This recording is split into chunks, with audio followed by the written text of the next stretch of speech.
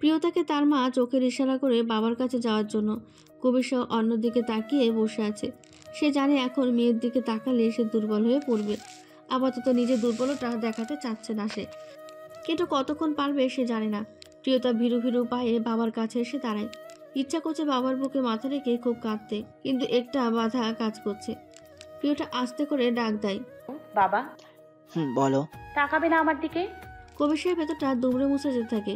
এই ডাক অস্বীকার করার ক্ষমতা কেন সৃষ্টিকর্তা তাকে দিলেন না? বুদ্ধি হওয়ার পর থেকে দেখেছি আমার জন্মদিনের সকালে তুমি আমার ঘুম ভাঙাও। তোমার মুখের মিষ্টি পবিত্র হাসি দেখে আমার ঘুম ভাঙে। আজ কেন তা হলো না বাবা? এতটাই রেগে আছো আমার উপর? কবির নিজের আবেগ নিয়ন্ত্রণ করতে ব্যর্থ হয়। এখন তোমরা বড় হয়ে যাচ্ছ, নিজেদের ভালো নিজেই বুঝতে শিখেছ। এখন আর বাবার ভালোবাসা কি দরকার? প্রিয়তা নিজেকে সামলাতে পারে না, ছুটে গিয়ে বাবার বুকের ওপর মাথা রেখে ফুপিয়ে ওঠে। বাঁধ ভাঙে কবির শাহের। মেয়েকে জড়িয়ে ধরে হাউমাউ করে কেঁদে ওঠে সে। আমি বড় হতে চাই না বাবা, একটুও চাই না যে বড় হওয়াতে তোমার ভালোবাসা থেকে বঞ্চিত হতে হয়। সেই বড় হওয়া আমার জন্য অভিশাপ। তুমি আমাকে আরো মারো বাবা, তবুও আমাকে তোমার কাছ থেকে দূরে সরিয়ে দিও না। আমি জীবনের সব কিছু ছাড়তে পারবো, কিন্তু তোমার ভালোবাসা না। আমি মরে যাব বাবা। কবির কাঁদতে কাঁদতে কথাই বলতে পারছেন না। মার্জিয়া বেগম আঁচলে চোখে মুছে অন্যদিকে চলে যায়। এত সুখের দৃশ্য বেশিক্ষণ দেখা যায় না। বুকে ব্যথা করে। খুব ব্যথা লেগেছিল মা, বাবা অনেক ব্যথা দিয়ে ফেলেছে। একদম না বাবা, আমার একটু ব্যথা করেনি। শুধু তুমি আমাকে ভুল বুঝেছো। এই যন্ত্রণা আমাকে সারা রাত ঘুমোতে দেয়নি। আমি যে তোমাকে ছাড়া অসহায় বাবা।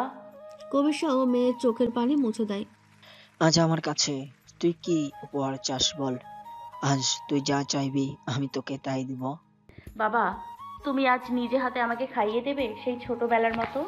কবির কান্নার মতো হেসে দেয়। মেয়েটা এত মিষ্টি কেন তার? সে কিভাবে বোঝাবে গতকাল রাতটা তার জীবনের সবচাইতে কষ্টের রাত ছিল। সে যে তার আদরের মেয়েটার গায়ে হাত তুলেছে। এর চেয়ে কষ্টের একটা বাবার কাছে আর কি হতে পারে? পুরো রাত কেটেছে তারও নির্ঘুমে। ছাদে দাঁড়িয়ে এক দৃষ্টিতে নিচের দিকে তাকিয়ে আছে উচ্ছ্বাস। ও ঘর থেকে শুনেছে আজ প্রিয়তার শাড়ি পরবে। শত চেষ্টা করেও চোখের তৃষ্ণা মেটানোর সুযোগ হাতছাড়া করতে পারেনি সে। মোহনীয় শ্যাম সুষমার রূপটা দেখার জন্য উন্মাদের মতো ছুটে এসেছে সে ছাদে। কষ্টে ভরা জীবনটায় মেয়েটাকে আঁকড়ে ধরে কিসে বাঁচতে চাচ্ছে? ডুবন্ত মানুষ যেমন খড়কুটো আঁকড়ে বাঁচতে চায়। বিরক্ত হয়ে চলেই যাচ্ছিল, হঠাৎ তার শরীর থমকে যায়। একটা নীল প্রজাপতি যেন উড়ে উড়ে চলে যাচ্ছে তার সামনে দিয়ে। স্তব্ধ হয়ে যায় উচ্ছ্বাস সেদিকে তাকিয়ে। খোপাই খোঁজা নীল অপরাজিতার সৌন্দর্যও যেন হার মানছে মেয়েটার কাছে। সত্যি তবে কি প্রাচীর ভাঙল তার? প্রেমে পড়ল সে অবশেষে। নীলুর পাশে পাশে হাঁটতে হাঁটতে কোথায় একটা টান পড়ে প্রিয়তার। তার মস্তিষ্কও শূন্য লাগে। আবেগী মনটা বারবার বলছে পেছনে ফিরে তাকা প্রিয়তা, একবার পেছনে ফিরে তাকা। হয়তো অপূর্ব সুন্দর একটা দৃশ্য দেখতে পারবি। অসম্ভব সুদর্শন এক যুবক অপার মুগ্ধতা নিয়ে তার যাওয়ার পথে চেয়ে আছে, যার দুই চোখ জুড়ে অবাধ্য প্রেমের অবাধ বিচরণ। প্রথমে নীলুই তাকায়, হতবাক হয়ে যায় সে। প্রিয়তা অবাক হয়ে বলল, কার কথা বলছেন নীলু আপা? কে আপনার দিকে তাকিয়ে আছে? পেছনে ফিরে দেখ তো একবার। প্রিয়তা ইতস্তত করে পেছনে তাকাতেই থমকে যায়। চোখাচোখি হয় দুজনের। দূর থেকেই ভেতরকার সব বাঁধ ভেঙে যায় দুজনেরই। ভেতরের সকল তৃষ্ণা মেটায় দুইজন। কি রে, দেখেছিস? ঘোর থেকে বেরিয়ে আসে প্রিয়তা, বিরক্ত হয়ে বলল, আপনার দিকে তাকিয়ে থাকবে কেন? উনি এই সময় এমনিতেই ছাদে থাকে। তুই চুপ কর তো, হিংসুটে মেয়ে। আমার মতো সুন্দরী মেয়ে আগে দেখেছি উনি? এই জন্যই তো দেখার লোভ সামলাতে পারেনি, সোজা ছুটে এসেছে ছাদে।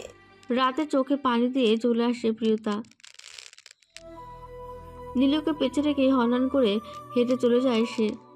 নীলু উচ্ছ্বাসের দিকে তাকিয়ে মুচকে এসে প্রিয়তার পিছে দৌড়ায়। উচ্ছ্বাস তখনও তাকিয়ে সেদিকে। হঠাৎ কাঁধে কারো হাতের ছোঁয়া পেয়ে চমকে ওঠে সে। পেছনে তাকাতে দেখে কবির সহ দাঁড়িয়ে আছে। তার চোখ মুখ কিছুটা গম্ভীর। উচ্ছ্বাস কিছুটা অপ্রস্তুত হয়ে বলল, মামা, আপনি কিছু বলবেন? তুমি কি অসুস্থ উচ্ছ্বাস? তেমন কিছু না মামা, ঠিক আছি আমি।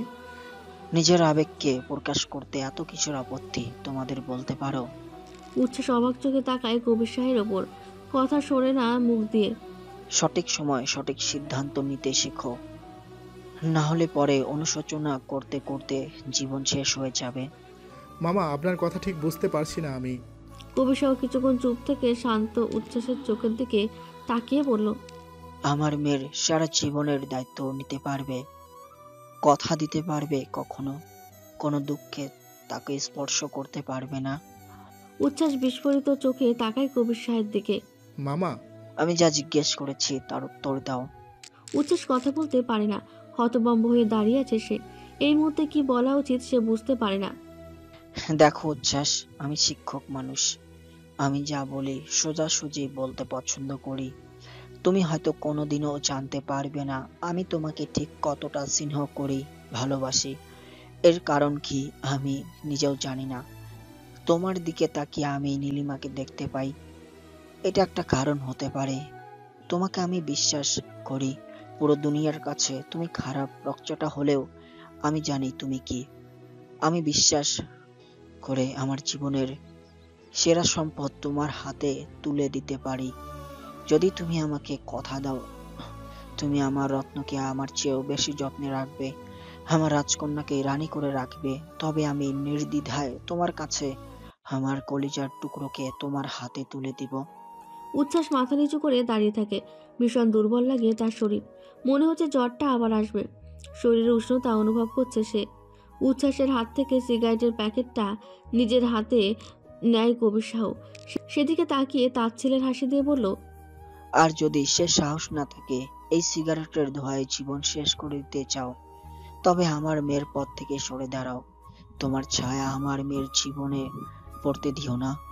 আমার মেয়েটা খুব আবেগী, কোনো কষ্টে বাবা হয়ে আমি সহ্য করব না। আর যদি ওর পাশে থাকতে চাও ওকে সময় দাও, ওর বয়স কাঁচা, ভালো মন্দ বোঝার বয়স হয়নি এখনো, আবেগে ভাষার বয়স। মহাপুরুষ হয়ে ওর কাছে ধরা দিও না। সিগারেটের প্যাকেটটা আবার ধরিয়ে দিয়ে উচ্ছ্বাসের হাতে। ওটা তুমি রাখো, চাইলে আমি ছুঁড়ে ফেলে দিতে পারতাম, কিন্তু দিব না। তোমার জীবন, তুমি সিদ্ধান্ত নিবে এটা আগুন পুড়িয়ে ছাই করে ফেলবে নাকি আগুনের শিখার মতো উজ্জ্বল করবে। আর কথা বাড়ায় না কবির শাহ। হতভে হলে একজোড়া চোখে পেছনে ফেলে ছাদ থেকে নেমে যায় সে। ছাদের ওপরে হাঁটু গেড়ে বসে পড়ে উচ্ছ্বাস। কি করবে সে এখন? নিজের আবেগকে গুরুত্ব দেবে? সে কি ভালোবেসে ফেলেনি ওই হরিণ চোখের মায়াবতীকে? নাকি বাবা মায়ের হয়ে প্রতিশোধ দেবে? এভাবে ছেড়ে দেবে জানোয়ারগুলোকে? যন্ত্রণায় মাথা ছিঁড়ে পড়তে চায় তার। দুই হাতে চুল চেপে ধরে সে। সিঁড়ির মুখে ফ্যাকাশে মুখে দাঁড়িয়েছিল পেখম। উচ্ছ্বাসকে দেখে দ্রুততার সাথে এগিয়ে আসে সে। উচ্ছ্বাস ভাই। রক্তলাল চোখে উচ্ছ্বাস তাকায় পেখমের দিকে। সেই দৃষ্টি দেখে কিছুটা ঘাবড়ে যায় পেখম। উচ্ছ্বাস ভাই, আপনি ঠিক আছেন তো? গম্ভীর গলায় উচ্ছ্বাস বলল। কিছু বলবে? পেখম এদিক সেদিক তাকিয়ে ফিসফিস করে বলল, আপা আপনাকে একটা কথা বলতে বলেছে উচ্ছ্বাস ভাই। কি কথা? পেখম মাথা নিচু করে বলল, আজ আপার জন্মদিন, আপার জীবনের বিশেষ একটা দিন। আজ আপার কলেজের ক্লাস শেষ হবে বিকেল 4টায়। আপা যদি আপনার মনে এতটুকু জায়গা দখল করে থাকে, তবে কলেজ ছুটির পর কলেজ গেটের সামনেই থাকবেন আপনি। আর যদি না থাকেন, আপা বুঝবে তার উপস্থিতি শুধুমাত্র বিরক্তির কারণ আপনার কাছে। সে আর কোনোদিনও আপনার সামনে আবেদনময় হয়ে ধরা দিবে না।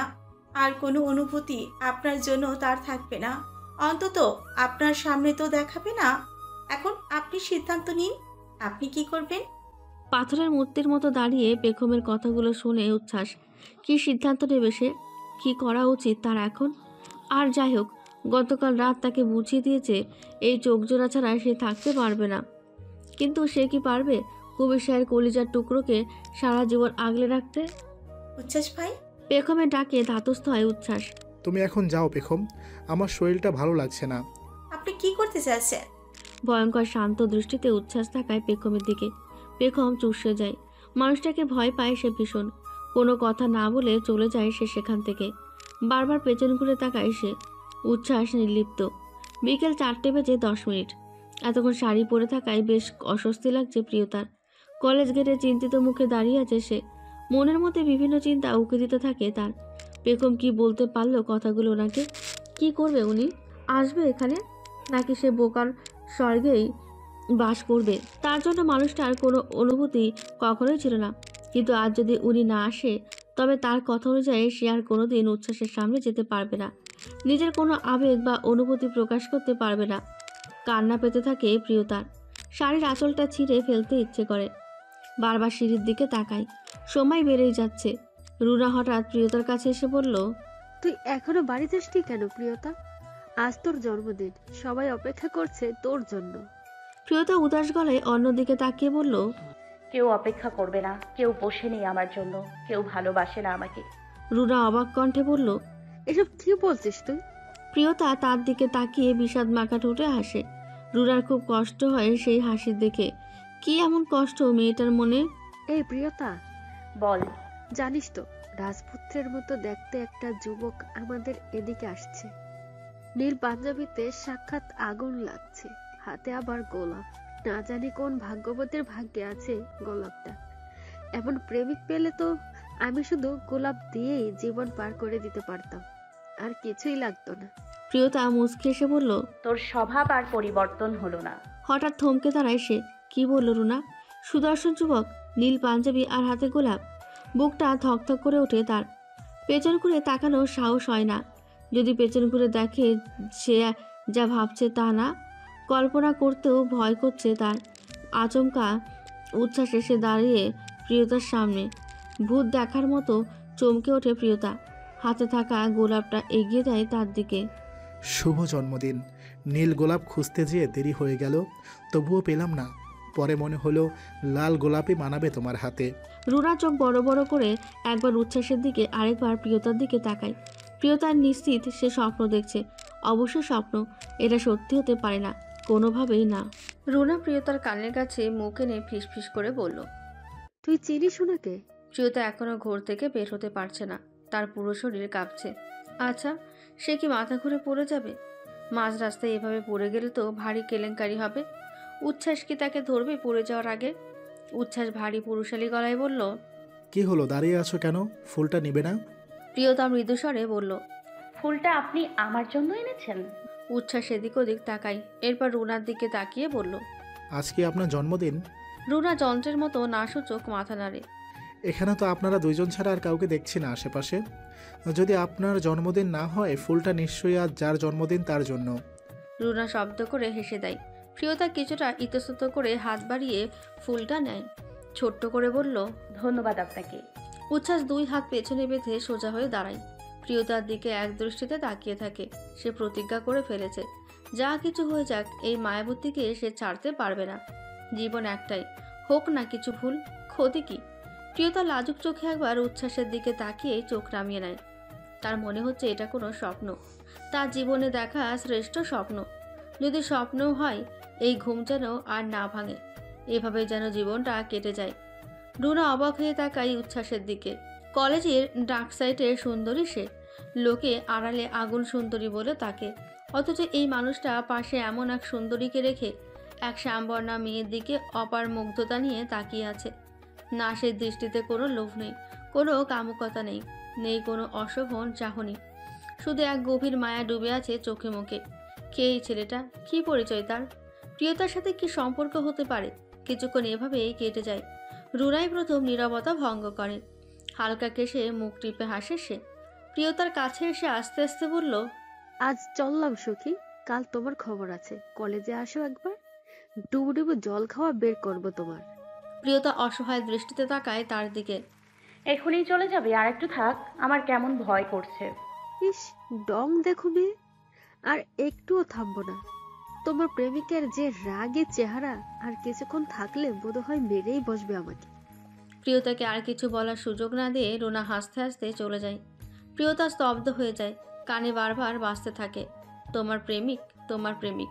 সত্যি কি এতটা সুখ আছে তার কপালে? চলো কিছুক্ষণ হাঁটি। প্রিয়তা চমকে ওঠে আবার। ইস, আজকের বিকেলটা এত সুন্দর কেন? সবকিছু এত রঙিন লাগছে কেন আজ? কলেজ গেটে দাঁড়ানো ঝালমুড়িওয়ালা, রাস্তার মোড়ে দাঁড়ানো রং বেরঙের বেলুন বিক্রি করা ছোট্ট ছেলেটা, কিংবা ঘাসের ওপর উড়ে বেড়ানো সবুজ ঘাস ফড়িং, সবকিছুই সুন্দর লাগছে, সবকিছু দারুণ লাগছে। প্রিয়তার দুই ঠোঁটে জল ভরে যায়। যদি তোমার কোনো আপত্তি না থাকে, প্রিয়তা গাঢ় গলায় বলল, চলুন। পাশাপাশি হাঁটছে উচ্ছ্বাস প্রিয়তা। মাঝে মাঝে উচ্ছ্বাসকে আর চোখে দেখছে সে। নিজেকে একটা রঙিন প্রজাপতি মনে হচ্ছে তার। মনে হচ্ছে ছোট্ট দুটো ডানা হলেই উড়ে বেড়াতো ঘাসের ওপর, ফুলের ওপর। কি ভীষণ শান্তি! আর কি চাই জীবনে? তুমি শাড়ি পরলে শাড়িটিকে বেশ মানায়, তুমি টিপ পরলে টিপের মন ভালো হয়ে যায়। নন্দিনী, তুমি পাশে থাকলে জীবন সুন্দর হয়ে যায়। উচ্ছ্বাসের ঘোর লাগা কণ্ঠ শুনে হকচকিয়ে যায় প্রিয়তা। এই কথাগুলো কি তাকে বলল? কি হয়েছে এই মানুষটার আজ? উচ্ছ্বাস সুন্দর করে হাসে। বিশ্ববিদ্যালয়ে থাকতে বন্ধুদের সাথে রাত জাগতাম প্রায়। ওরা জোর করতো 2 লাইন কবিতা বলতে, তখন লিখেছিলাম ছোট্ট কবিতাটি। প্রিয়তার বুকের মধ্যে কেমন ব্যথা করে ওঠে। কিছু সময়ের জন্য প্রিয়তার মনে হয়েছিল লাইন দুটো বুঝি তাকে উদ্দেশ্য করেই বলেছে। এত সুন্দর কবিতা তো এমনিতেই মাথায় আসার কথা না। নিশ্চয় কোনো নন্দিনীকে কল্পনা করে লিখেছেন। উচ্ছ্বাস উদাস গলায় বলল, যদি তাই হয় তবে কি আমার পাপ হবে? সেই পাপে কি হবে জেল, আদালত ফাঁসি দিবে? প্রিয়তা ঝট করে তাকায় উচ্ছ্বাসের দিকে। তার মানে কি উচ্ছ্বাসের জীবনে আগেও কোনো মেয়ে এসেছে? প্রিয়তা ছলছল চোখ দেখে শব্দ করে হেসে দেয় উচ্ছ্বাস। প্রিয়তা হতবাক হয়ে দেখে সেই হাসি। একটা পুরুষ মানুষ এত সুন্দর করে কেন হাসবে? কেন? সন্ধ্যা মিলিয়েছে কিছু সময় আগেই। এখনো পশ্চিম আকাশ রক্তিম হয়ে আছে। এই সামান্য আলোতে উচ্ছ্বাসের সামনে দাঁড়িয়ে থাকা মানবীকে অসামান্য লাগে। জানো প্রিয়তা, আমার মা অসাধারণ একজন মানুষ ছিলেন। আমার ছোট ছোট সৃজনশীলতার হাতে খড়ি আমার মায়ের হাত ধরেই। আমি যখন গান করতাম মা মায়াভরা চোখে আমার দিকে তাকিয়ে থাকতো। প্রিয়তা মাথা নিচু করে হাঁটতে থাকে। আসলে মানুষটার কথা শুনে ভীষণ কষ্ট হয় তার। মা ছাড়া দুনিয়া বড্ড নিষ্ঠুর। মা একটা কথা বলতো, সন্ধ্যা মেলানোর এই সময়ের আলোকে বলে কন্যা সুন্দর আলো। এই আলোতে সাধারণ মেয়েকেও অসাধারণ লাগে। গোধূলির আলো ললনাদের সৌন্দর্য নাকি কয়েক গুণ বাড়িয়ে দেয়। আবার গ্রামের দিকে এই আলোকে পাত্রপক্ষ ঠকানো আলো বলে।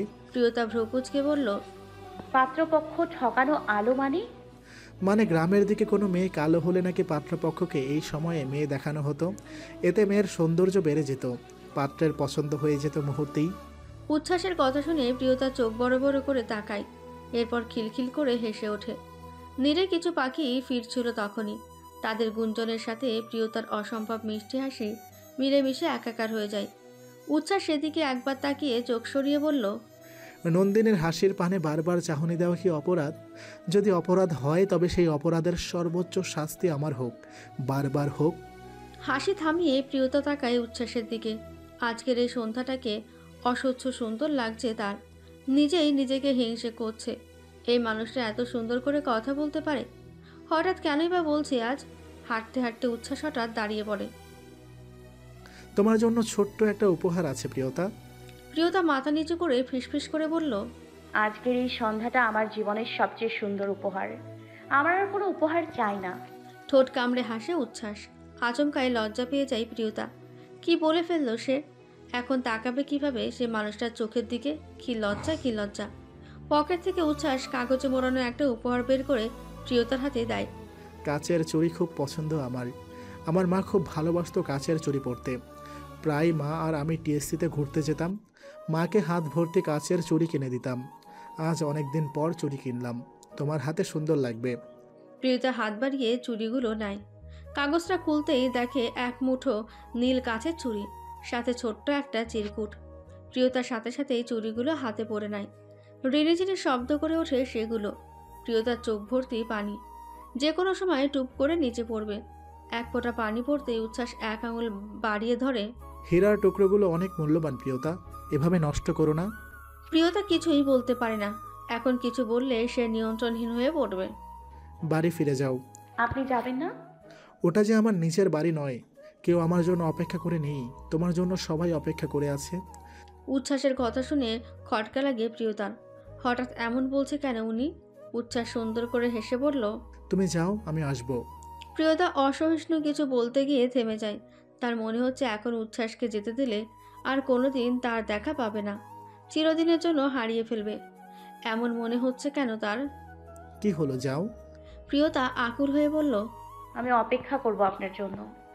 উচ্ছ্বাস কিছু বলে না, নির্লিপ্ত চোখে তাকিয়ে থাকে প্রিয়তার দিকে। যেতে যেতে প্রিয়তা আবার পেছনে তাকায়। এখনো বটবৃক্ষের মতো মানুষটা দাঁড়িয়ে আছে, বুকে দুই হাত বেঁধে। প্রিয়তা বাড়িতে না ঢোকা পর্যন্ত সে মনে হয় যাবে না। প্রিয়তার ইচ্ছা করে ছুটে গিয়ে তাকে জড়িয়ে ধরতে। কোন এক অদম্য নেশা তাকে চেপে ধরে।